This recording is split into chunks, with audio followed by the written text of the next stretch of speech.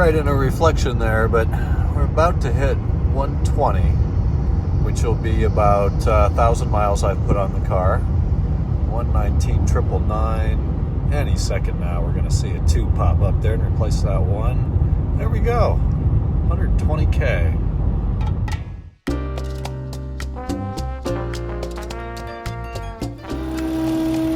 What the hell's going on here?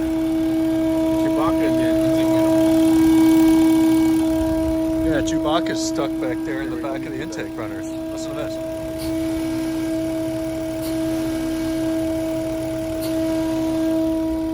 So that's a PCV valve, probably a torn diaphragm back there, making a bunch of noise. You can hear it in the cabin. It's just a constant humming drone type noise. Yep.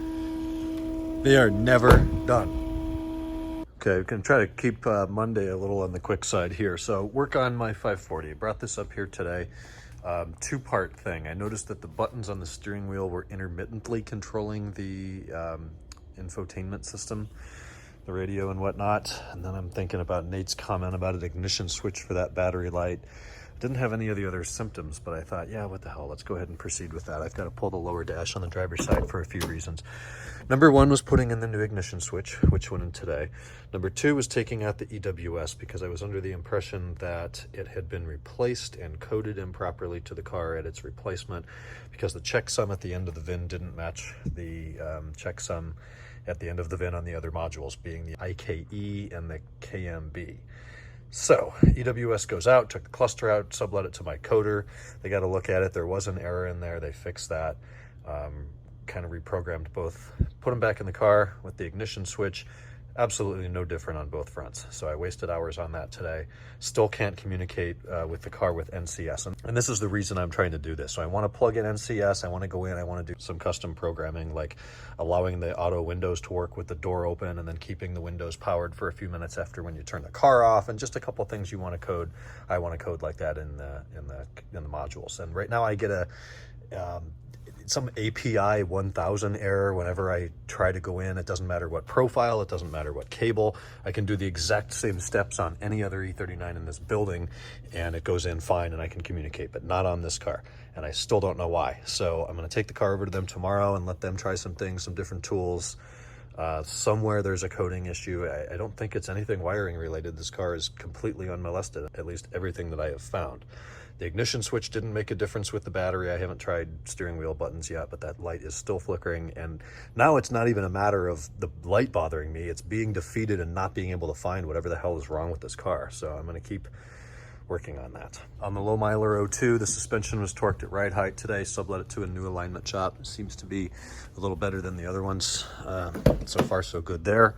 So it's back, and then we pulled out the lower dash in this car today, deleted the Dynavan system, very satisfying work, put the factory navigation display back in. He wants to keep the wiring in there, so I wrapped it up in one of those big cloth burrito things that they shove all the wires on the back left corner of the trunk in, and tucked it in there behind the display so it doesn't rattle or click or make any noise.